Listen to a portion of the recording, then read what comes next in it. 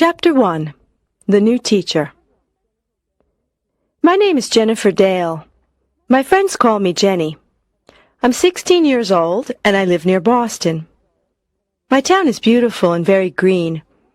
I live here with my parents and my dog Fred. I go to school at Jefferson High, and I want to become a journalist. In my free time, I play volleyball and I listen to heavy metal music. I want to tell you my story. It was the first day of high school. I was excited. I already knew most of my classmates, but I didn't know my new teachers. I got up, ate my breakfast, and went to school. On the street, I met my friend Dana. Her house is near mine, and we always walk to school together. I hope our new teachers are men, and I hope they're handsome, Dana said. Dana loves talking about boys. Yes, I need something new and interesting in my life, I answered. We arrived at school and went into our classroom. A young man was inside. Hello, boys and girls. I'm your new science teacher. My name is Mr. Adams. I hope to work well with you this year. Dana and I looked at Mr. Adams. He was tall and thin. He had blonde hair and brown eyes. He seemed friendly. We're lucky. I think he's a very handsome teacher, Dana said to me. Yes, he is, I answered. I looked at him and he looked at me. Our eyes met. What's your name? He asked, smiling. Jennifer, I answered. I was a little nervous. He turned to Dana. And who are you? I'm Dana. Dana gave him a big, enthusiastic smile. At that moment, the noise of an airplane attracted our attention. Everyone in the class looked out of the window, but the sun was in front of us. It bothered our eyes. We turned away from the window, except Mr. Adams. He was at the window and was looking directly at the sun. The sun didn't irritate his eyes. Gee, I thought, how can he look at it like that? The airplane then passed and the lesson continued. When the hour finished, another man walked in. This one had black hair and green eyes. His nose was small and pointed, and he had strangely high cheekbones. What a weird-looking teacher, I said to Dana. Wow, you're right, she exclaimed. The teacher didn't smile and spoke coldly to the class. I'm your English teacher. I want you to be on your best behavior this year. The lesson can begin. And remember, no talking. Everyone in class was evidently shocked, but no one said anything. Another student, Steve, raised his hand. What? Asked the new teacher in his cold voice. Excuse me, but what's your name? Mr. Stone, he answered. I then noticed that his voice wasn't just cold, it was metallic and monotonous. Dana looked at me with disappointment. She raised her eyebrows. What's his problem? She mouthed. The lesson proceeded. Mr. Stone read a poem from our English literature book. His voice was weird, very weird. It had no emotion. It was almost robotic. Someone touched me. It was Dana. Isn't he horrible? She whispered. I nodded.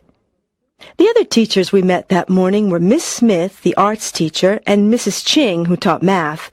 Both seemed nice. Miss Smith in particular was a very cheerful person. Chapter 2. Clues.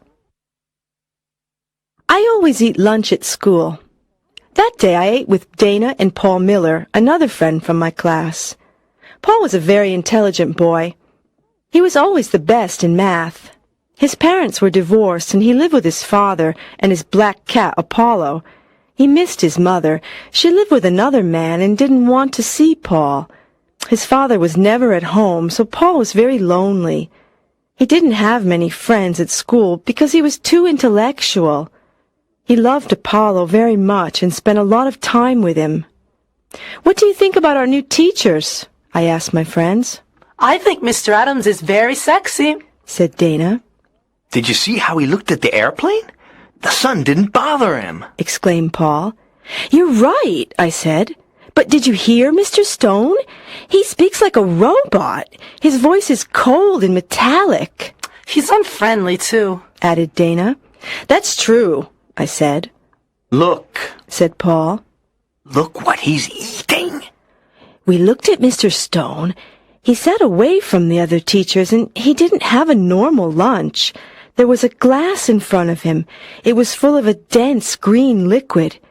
There were some black pills in his hand. He put 2 of them in the glass. The green liquid started to bubble, and it changed color.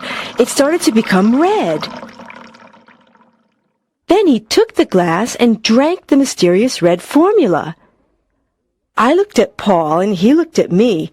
We were disgusted and frightened. Dana tried to be rational. Maybe it's a new diet. Maybe that's why he's so thin, she said. I didn't agree. There was something strange about Mr. Stone. That afternoon and the next day, we met our other new teachers. We also had English again. Mr. Stone came in and sat down. Miller. Paul Miller. Tell me something about yourself. Paul was surprised. English teachers don't usually ask personal questions. Well, Paul, don't you have anything to say? Well, I enjoy astronomy. I have a cat. Mr. Stone asked everyone to say something about their life and hobbies. Maybe he wants to create a relationship with us, but he's such a cold person. How bizarre, I thought. Then, looking at him more carefully, I noticed something. His eyes weren't green anymore. They seemed a darker, different color. I raised my hand. "May I go to the bathroom?" I asked. As I walked towards the door, I looked at Mr. Stone's eyes again. I was right. They were yellowish-brown. They looked like amber. Chapter 3. Aliens. That afternoon, I sat on my bed and thought about my first 2 days of high school. I wanted to know more about Mr. Stone. I decided to go and visit Paul. Paul was in front of his computer. He was very interested in astronomy, the occult, and life on other planets. "Hi, Paul, what are you doing?" I asked. I'm on the internet. I'm in contact with the International Space Fan Club. Listen to this. Something very important is happening. A comet is passing through the Virgo constellation. There are the right connections for intergalactic meetings. The Earth has been in the Virgo constellation since last week. "But what are intergalactic meetings?" I asked. They're voyages of aliens to our planet. These voyages can happen only in special moments. For example, when a constellation and a comet meet. Aliens can travel to our planet for different reasons. Sometimes they want to study us humans. Some people say that aliens may come to Earth to conquer the planet. I looked at Paul with a shocked expression. An idea started to form in my mind. What's wrong, Jenny? Paul asked. "Maybe Mr. Stone is an alien," I exclaimed. Gee, aren't you exaggerating? Now, come on, get real. Well, his voice doesn't seem human. His eyes change color, and do you remember the green liquid and the black pills he had for lunch? What do you mean his eyes change color? Paul asked. "Didn't you notice? Yesterday they were green. Today they're amber-colored," I answered. Even if his eyes change color, I still don't believe he's an alien. But the comet explains everything. It entered the Virgo constellation last week, and Mr. Stone is a new teacher. I talked to Dana's brother Matt. He said that this is Mr. Stone's first year at Jefferson High. No one knows where he comes from, I said. Maybe... Paul's eyes lit up. Maybe that's why he asked us all those personal questions. He wants to study us. Yes, you see? All clues indicate that he is an alien. So what can we do? I asked. We can spy on him. Maybe we can follow him to his house. We can see where he lives and what he does at home. However, we must be very careful. He doesn't seem to have emotions. He might get angry if he discovers we suspect him. We'll try to follow him tomorrow, after school. Okay? said Paul. The next morning, before school, I took Fred out for a walk in the park. Fred needs daily exercise, so my parents and I take turns walking the dog. The park was empty. It was dawn. A lonely bird chirped in the trees. The grass was wet with dew. There was peace all around. Suddenly, I noticed something or someone moving behind the bushes. I got closer to see who or what it was. In the clearing, there was a man. He was looking up, and his arms were raised. He bent down and touched the ground. Then he stood straight again, face and hands again directed to the sky. After about a minute, he turned around. It was Mr. Stone. Was he communicating with the universe? With his planet? Was he really an alien? I quickly walked away. Fortunately, Fred didn't bark. I took my dog home and then met Dana. We walked to school.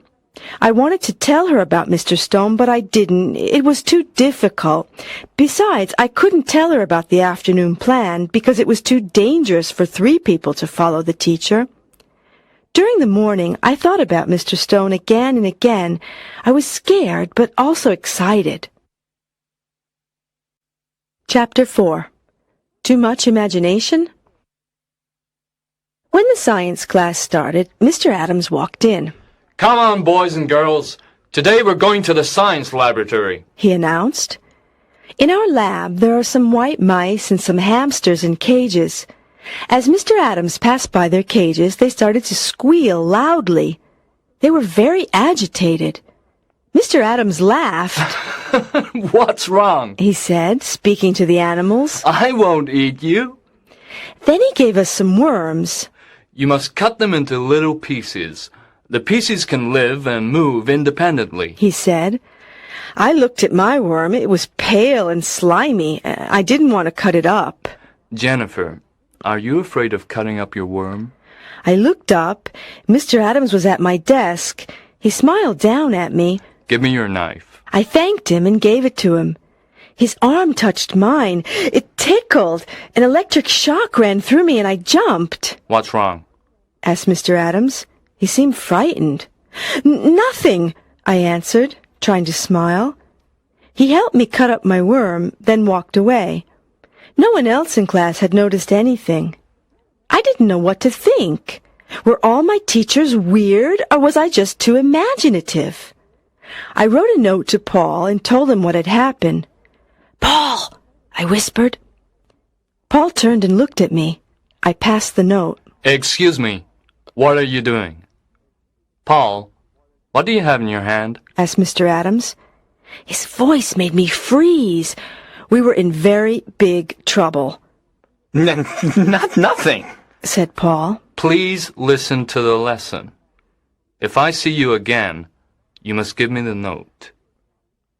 I'm sorry. Answered Paul. Phew, I was so happy that I wanted to laugh. Obviously, I didn't. When the bell rang,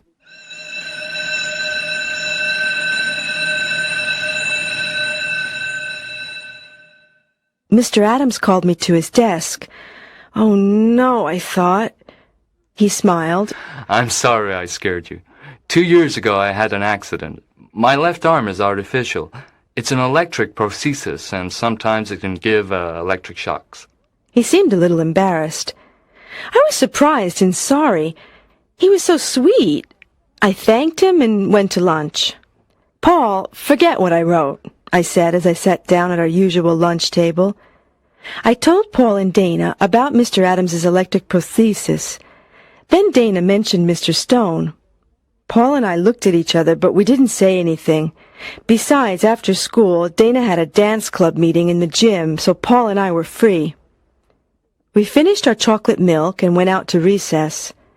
At the door, we met Mr. Stone. His head was down. He seemed deep in thought. Hi. Dana said to him. Hi. He said, surprised, lifting his head. His eyes were green again. Wow, that Mr. Stone is really a mystery. Dana exclaimed. I still didn't want to tell Dana the whole story, so I changed the subject. Fortunately, the bell interrupted us.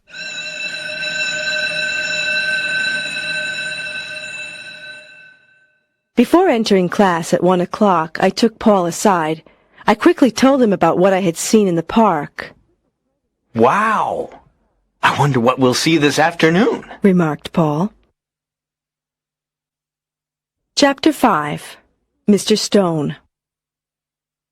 When the school day finished, Paul and I hid behind some bushes and watched the school gate. We saw many classes go home and some teachers, but we didn't see Mr. Stone. The minutes passed. Maybe he went home by car, I said. At that moment, through the bushes, we saw a man with black hair and very high cheekbones walk past. "It's him!" I whispered. Wait! He mustn't suspect that we are following him, Paul said. We waited 2 minutes. "Okay, we can go," I said. We followed him at a distance, and finally we saw him go into a house. It was a pretty pink 2-story building. There was a lawn in front of it and a big tree on the side. We crept up to the window and carefully looked inside. Mr. Stone put his briefcase down and opened the refrigerator. He took out another bottle of that horrible green liquid and put it on the table. Then he went upstairs. Now what can we do? Paul whispered. "No problem. I can climb the tree," I said. Are you sure? "Of course. Don't forget I play volleyball." Be careful. I went to the tree. It wasn't very high, and it was easy to climb. From my position, I could see his room. Mr. Stone was there. What's happening? Whispered Paul. "He's sitting in front of a mirror," I said softly. "His hands are on his head." "Oh, no!" What? What? asked Paul. The teacher was totally bald, and his head was covered with disgusting brown warts. I felt sick. Suddenly, I noticed my reflection in Mr. Stone's mirror, and Mr. Stone noticed it too. He brusquely turned around and stared at me. I was paralyzed with fear. My mouth fell open. I was expecting the worst. Instead, Mr. Stone didn't look angry. He actually seemed very sad. He opened the window. You students think I'm weird. Come inside. I want to tell you something. "Oh, Mr. Stone, I'm terribly sorry," I started to say. I was extremely embarrassed. Don't worry. Since you're here, please come in. I climbed down the tree. Paul was very nervous. Come on, Jenny. Let's go away before it's too late. "No, Paul, I'm going in." But... I went towards Mr. Stone's front door, so Paul followed. The teacher opened the door and made us sit down in his living room. Do you want something to drink? He asked. "No, nothing, thank you," I answered. Well, what are those warts on your head? Asked Paul, ignoring the look I gave him. These warts are the results of a throat tumor. You see, I started smoking as a teenager, and I continued until the tumor. Chemotherapy made me lose all of my hair, and I developed these warts. You've probably noticed my voice. Unfortunately, the tumor destroyed my vocal cords, so now I speak with a voice implant. The tumor has caused very serious changes in my life. I started to suffer from depression, and I still see a psychiatrist. I also moved, hoping to start a better life in a new environment. In fact, I'm from Wisconsin. You see, I'm not married, and the illness has made me very lonely. People don't like illnesses. They stay away from sick people. Sick people bother them. "Mr. Stone, we really feel terrible about our behavior," I said. Yes, we really apologize. We hope you can forgive us, added Paul. Don't worry. In a sense, I'm glad this happened. I haven't talked like this to anyone for a long time. You see, I want to be friends with my students. That's why I asked your class so many questions. But it's very hard for me to smile or be cheerful. Try to understand if I'm strict or unpleasant. I smiled at Mr. Stone. I was very moved. "We understand," I said softly. May I ask you a question? Said Paul. "Paul!" I exclaimed. It's okay. Ask me anything you want. Answered Mr. Stone. What's that stuff you eat at lunch? Oh, did that scare you? The green liquid and the black pills are part of my treatment. They include protein and other nutritional substances. And why? Excuse my curiosity. Were your eyes amber-colored yesterday? Well, I tried some colored contact lenses. I wanted to do something different. I thought that a new look could make me feel better, but it didn't work. "Mr. Stone," I began, I saw you at the park this morning." Gee, I probably appeared very strange to you with all those movements, he said. My doctor suggested early morning exercise in fresh, clean air. You really have watched me these last few days, I must say. Paul and I looked at each other. We felt rude and very silly. We were ashamed for being so inconsiderate. "Well, Mr. Stone, we don't know how to thank you for your hospitality and kindness," I said. "We really don't deserve it. Our behavior—" That's enough, don't worry. Thank you for your company. I'll see you tomorrow at school, and remember, if you ever want to come and visit me, you're always welcome. Thank you very much. We'll come again, said Paul. Paul and I left Mr. Stone's house and walked home.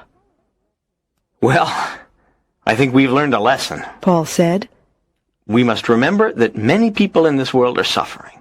Many people have problems, and if they act in strange ways, there are reasons. There isn't an alien behind every bush. There's a person, just like you and me. And maybe this person needs friendship and a helping hand. I looked at Paul with affection and admiration. His words expressed my own thoughts perfectly. We had let our imagination and superficiality dominate us. This made us forget human feelings and problems. I thought about Mr. Adams and his artificial arm. Even in that case, I had overreacted with my ridiculous suspicions. "Hey, Paul," I said, "I want to celebrate. This adventure is over. I feel relieved. Let's go to the Rainbow and buy an ice cream." Okay, Jenny. Good idea. "Let's call Dana, too," I added, thinking it was the moment to inform her about everything. Sure. We stopped at Dana's house and invited her. Chapter 6. Thanks to a Missing Watch. We sat down at the Rainbow and ordered 3 sundaes. "Dana, we have news about Mr. Stone," I said. Yes, although it's a very long story, Paul added. We told her everything, the news on the comet and the intergalactic meetings, our plan to spy on Mr. Stone, finally the teacher's sad story. Dana's expression went from surprised to worried to ashamed during our tale. Our class must be much nicer to him, she said. But this comet, maybe aliens will come to Earth. "Dana, please, I don't even want to hear the word alien," I exclaimed. Let's keep our eyes open for people in need, not for aliens, Paul added. Okay, sorry, said Dana. From the window of the ice cream parlor, I noticed that it was already dark. I looked at the time. My watch wasn't on my wrist. "Oh no, my watch!" I exclaimed. Then I remembered. I left it in the gym. I took it off at recess to play volleyball. I must go and get it. But Jenny, I'm sure that the janitor will find it and put it in a safe place, said Paul. I don't trust him. That watch is so important to me. It was a gift from my grandfather. He's dead now, and it's the only thing I have of him. I must go to school immediately. But the school's closed now, Dana commented. No, not today. Mrs. Ching is at school all evening because she's preparing some math tests. I know because I heard her talking to Miss Smith. Okay. Well, I'll see you tomorrow then. I have to go home and start my homework, Paul said. Me too, Dana added. We left the Rainbow and I went towards Jefferson High. The back door was open. I went in. Our gym is on the ground floor, but I didn't go there directly. Something stopped me. I felt a strange sensation. I didn't know what it was. Something wanted me to climb the stairs and go up to the classrooms. I felt afraid. The school was dark and silent. I shivered. Where am I going? Why am I climbing these stairs? I thought. My heart beat faster and faster. Something terrible was at the top of the stairs. I sensed it. But what? I desperately wanted to run away and return home, but I couldn't. The mysterious force inside me made me go on. On the third floor, I heard a noise. Someone was moaning. As I passed by the janitor's closet, the sound became louder. Someone needed help. I opened the closet. It was Mrs. Ching. The old teacher was on a chair with her hands and feet tied. She was gagged and her eyes were open in terror. "Mrs. Ching," I whispered. I took the cloth from her mouth. Help! She said. Someone is doing something wrong, and he or she is here now. The person is in disguise. "Okay, Mrs. Ching, stay here. Whoever it is mustn't suspect anything." I put the cloth back in the teacher's mouth and left the closet. I looked around the second floor. I was terrified. Everything was silent. The long, dark hall was very frightening. Then I noticed something. A light was on in the computer room. I crept to the door. Someone inside was working on a computer. I could hear fingers clicking on the keys. Slowly, very slowly, I opened the door. Just a crack. It was Mr. Adams. He was typing a kind of code on the screen. Was it a password? Then he took a small plastic object from his pocket. It looked like a key. He inserted it in the diskette slot. The screen blacked out. It flickered. Then something appeared. It was the face of an alien. The alien had a green head and big red eyes. It didn't have hair and it didn't have a nose. Its mouth and ears were very small. Then Mr. Adams put his hands on his head. He was pulling at his hair. It started to come apart. He was taking off his hair and his face. A green bald head surfaced. I realized that he was identical to the alien on the screen. He put his face on the computer table. Then the false Mr. Adams started talking. Clyrag calls base. Clyrag here. Clyrag calls base. I'll tank Pilex, Clyrag. How is your mission proceeding? Said the alien on the screen with a mechanical voice. For now, everything is okay. But I'm already tired of this mask. And I hate speaking this barbarian language. English is not a barbarian language, I thought angrily. I'm sorry, but your voice implant must stay inside you until the mission has finished. Then we can remove it. Tell me, does anyone suspect you? Said the alien. No, I don't think so. I had a small problem with an old math teacher, but I was in disguise and I tied her up in a closet. So everything's fine. Ha-ha, you're wrong. I'm here now, I thought. I hope you're right. Our mission can't fail. The spaceship must come this Friday. We'll land in the old abandoned airfield. We'll wait for you there. By 9:30 p.m., you must be ready. You must have the 2 students to take to Mitrax. We can't be late. When the comet leaves the Virgo constellation, we won't be able to travel anymore. The intergalactic doors close on Friday at midnight. Said the alien on the screen. I know. Don't worry.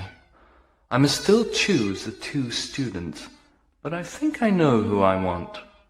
How will you capture the students? You can't touch them because you're electric. Aha! So the story of his prostheses was a big fat lie, I thought. On Friday evening, there is a family teachers' meeting. During the meeting, I'll leave the other teachers. While the parents are listening to the teachers, I'll ask the students to come with me. I'll invent an excuse. Then I'll take them to the science lab, and I'll spray them with my hypnotizing spray. Once they're hypnotized, they'll do everything I say. They won't be able to think or rebel. We'll go out of the building by the fire escape exit and walk to the airfield, said Mr. Adams Clyreg. I'm sure he wants me, I said to myself. Be at the airfield by 9:30 p.m. then, Clyreg. Good luck. I'll tank Pilex. I'll tank Pilex, Gortz, said Mr. Adams Clyreg to the alien on the screen. Then he took the key out and the computer screen returned to normal. I silently closed the door and quickly went back to Mrs. Ching. I can't tell you anything. It's for your own safety. Just act normally and no one will hurt you, I said. Who? Mrs. Ching started to ask, but I escaped down the stairs and ran out of the building. I stopped running when I was far from the school. My watch was still in the gym, but at that point I didn't care. I had a lot of difficulty sleeping that night. I decided to tell Paul and Dana, but no one else. No one would believe me. Chapter 7. The Plan. The next day, as soon as I arrived at school, I went to the gym to look for my watch. Fortunately, it was still there. At lunchtime, I took Dana and Paul to an empty table and started my story. I decided to get to the point immediately. Mr. Adams is an alien, I said. No, not again. Are you doing this on purpose? Because if you're not, you have a problem. Paul exclaimed angrily. I thought you wanted to stop all this. I thought you were ashamed of your behavior. First Mr. Stone, now Mr. Adams. He continued while Dana raised her eyebrows incredulously and suppressed a smile. I know I seem crazy, I said, feeling tears in my eyes, but I'm telling you the truth. I saw him with my own eyes. Please listen to me. I told them everything, from my mysterious sensation to the conversation between Mr. Adams Clyreg and the alien on the computer screen. Both my friends looked terrified and shocked. They finally believed me. Besides, I added, do you remember how he looked at the sun? It's incredible, I continued. He's green, and his name is Clyreg. Other aliens are coming in a spaceship on Friday evening. They're going to land in the old abandoned airfield near our high school. They want to take 2 students with them to Mitrax. Mitrax? Asked Paul. Yes, it must be the name of their planet. This Friday? Added Dana. Exactly, during the family teachers meeting. He's going to hypnotize them with a spray and take them on his spaceship. Today is Thursday. We only have a day to do something. Exclaimed Paul. I have an idea, I said. What? What? Asked my friends. We can try to find the hypnotizing spray and take it away from him. It can only be in 2 places, somewhere in his house or somewhere in the science lab. Good idea. This afternoon, after he goes home, we can look for the spray in the lab. If the spray isn't there, tomorrow morning we won't go to school. We'll get into his house in some way and take the spray. Added Paul. But we don't even know where he lives. Objected Dana. Well, we'll find out, I said. So, we want to steal his hypnotizing spray. Maybe Matt can help us. He has a key that opens all doors. Dana said. Dana's brother Matt is a policeman. Are you sure he'll give it to you? I don't think he'll believe this story, I said. Of course not. How can he believe something like this? I obviously have to steal the key. I hope he doesn't notice. Stealing a passepartout from the police is a big crime. Paul commented. Yes, but it's the only way to enter where we want. Don't worry, I'll be careful. Gee, Mr. Adams is so friendly and handsome. It's difficult to believe that he's a horrible green alien.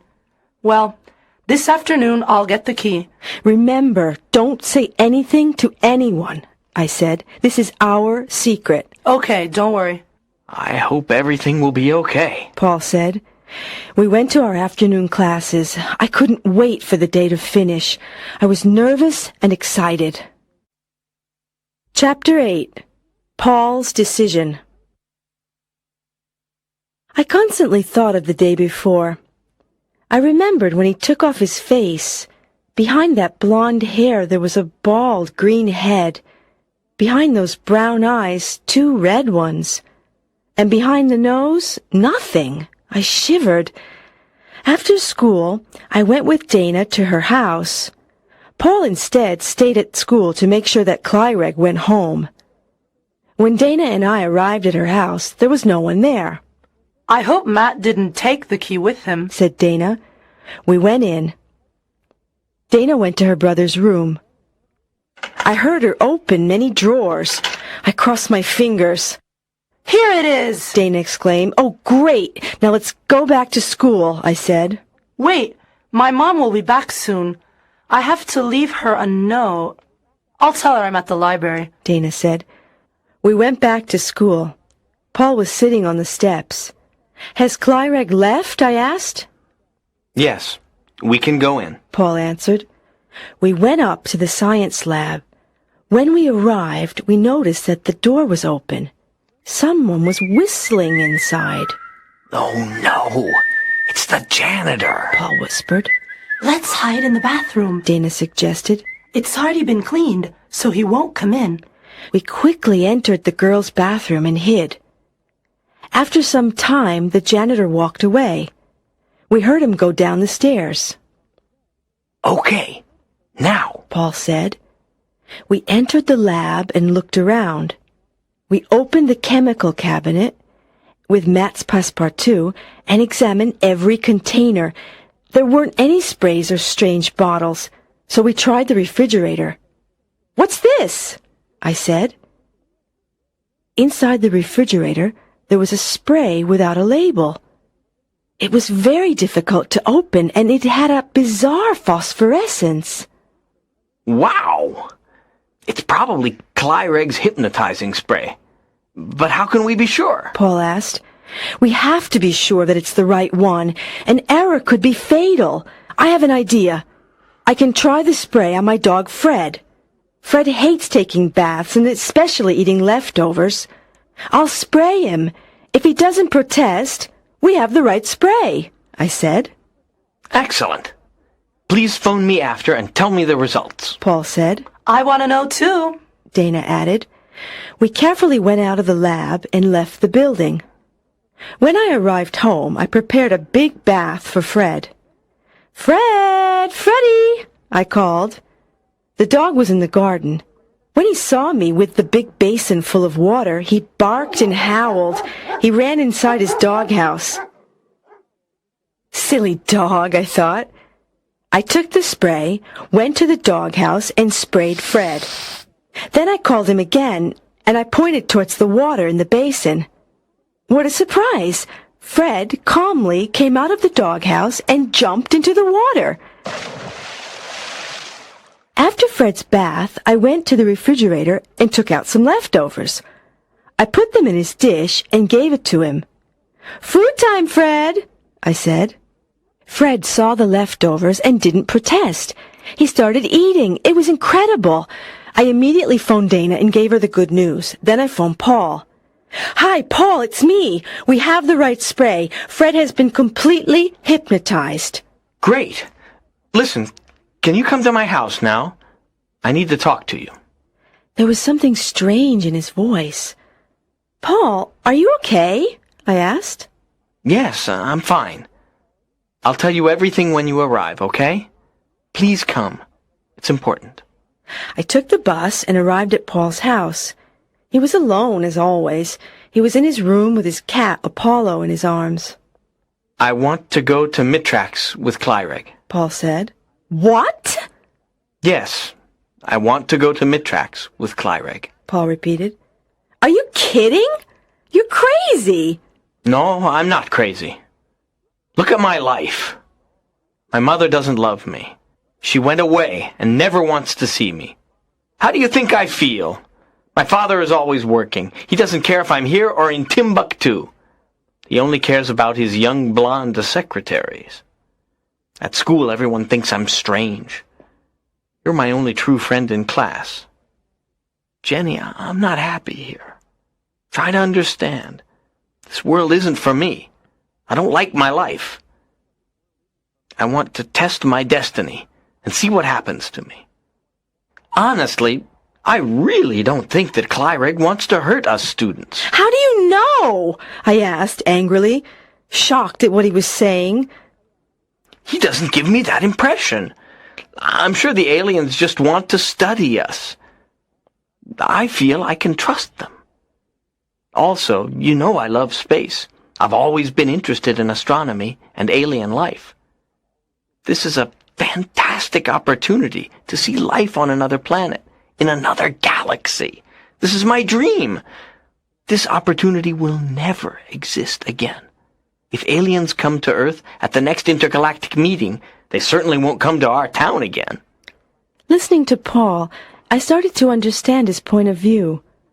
But it was terrible to think that Paul didn't have anyone. No one really cared about him. I was very sad. Running away to another planet isn't the right solution to your problems, I said. But I've tried to talk to my father about my problems. I've tried many times. Nothing has changed. Listen, I want to go to Mitrax. I feel it's the right thing for me. Something inside is pushing me to go. Maybe going to Mitrax was the best thing for Paul, although I still couldn't believe it. If you're convinced, but I'll miss you a lot. I'll never see you again, I said. Nothing is forever. You will see me again. I promise.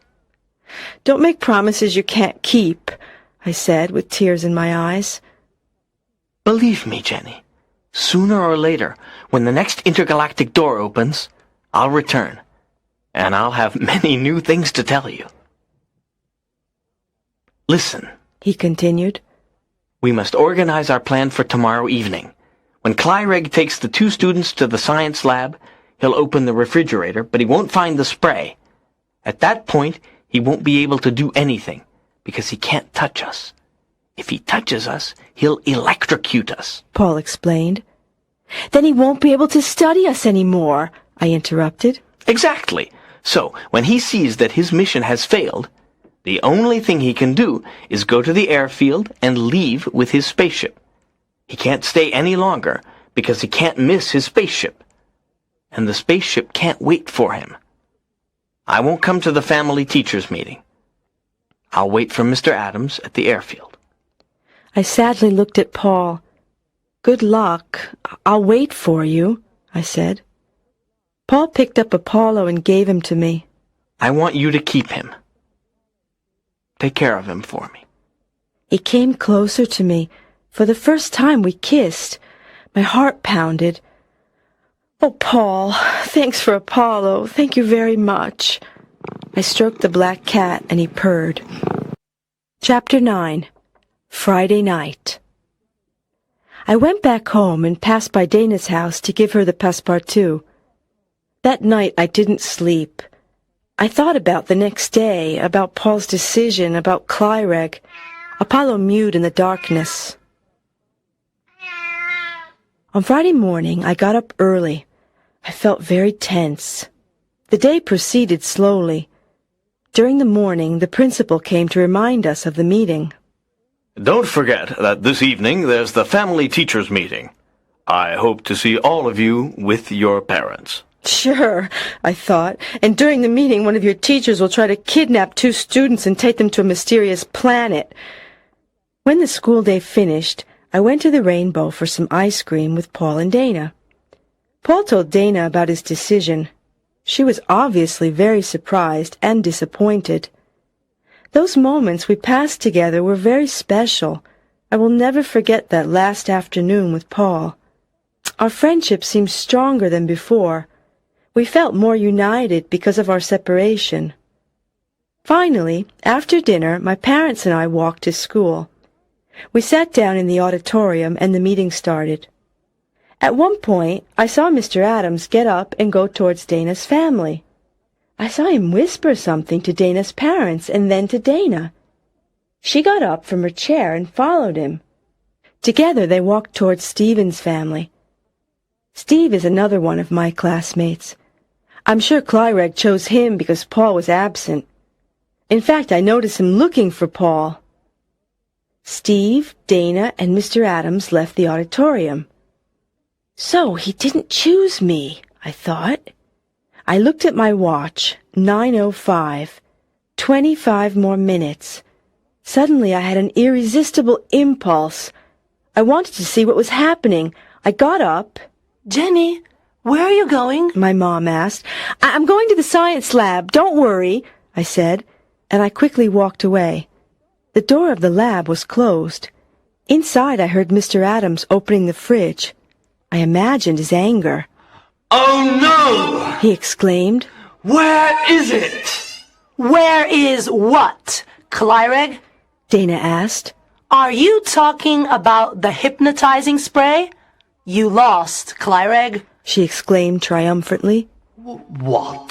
You know? Clyreg was shocked. What spray? What are you saying? Said Steve, who didn't know anything about it.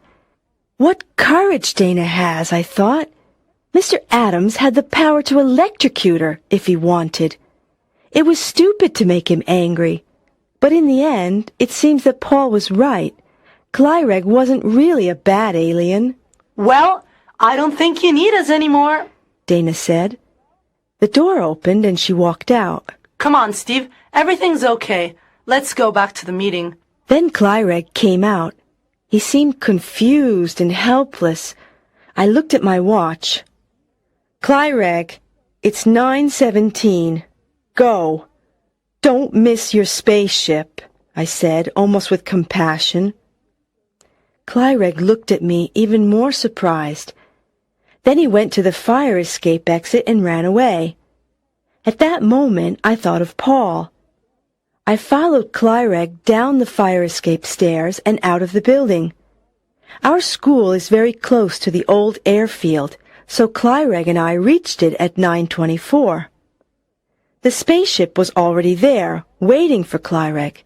Its portal was open, but all the lights were off.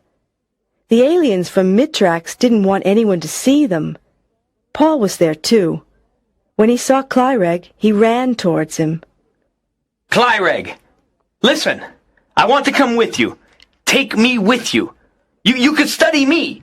I know you won't hurt me. Clyreg was literally shocked. Come then, Paul. Hurry.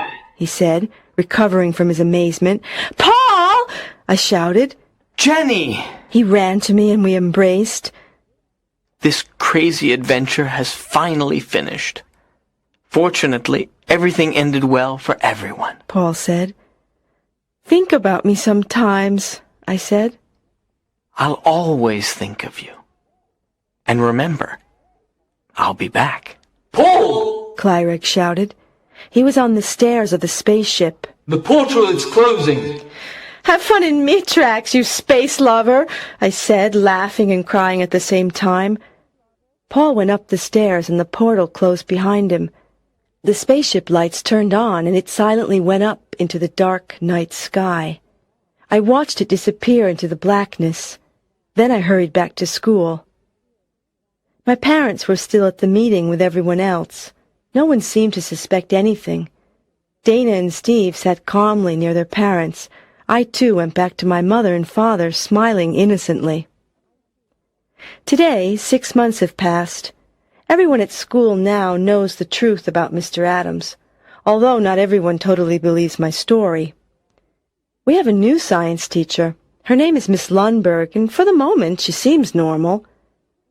Dana and I have been to visit Mr. Stone a few times, and his relationship with our class has really improved. He seems a happier person, and this pleases me a lot.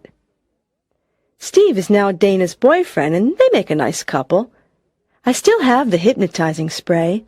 I keep it hidden, although sometimes I use it on Fred when he needs a bath. Apollo is now a member of our family. Fred is a little jealous of him, but they're usually friends. I told my parents the entire story. They seemed to believe me, especially because no one can find Paul. In the beginning, his father looked for him, but he soon stopped worrying. Sometimes Dana and I talk about Clyreg and our adventure. I remember Paul. On many evenings, alone in my garden, I look up at the sky and think about him. Good night, Paul, wherever you are. See you soon. Extremely embarrassed. Don't worry, since you are here, please come in. I climbed down the tree. Paul was very nervous. Come on, Jenny, let's go away before it's too late. No, Paul, I'm going in. But... I went toward Mr. Stone's front door, so Paul followed. The teacher opened the door and made us sit down in his living room.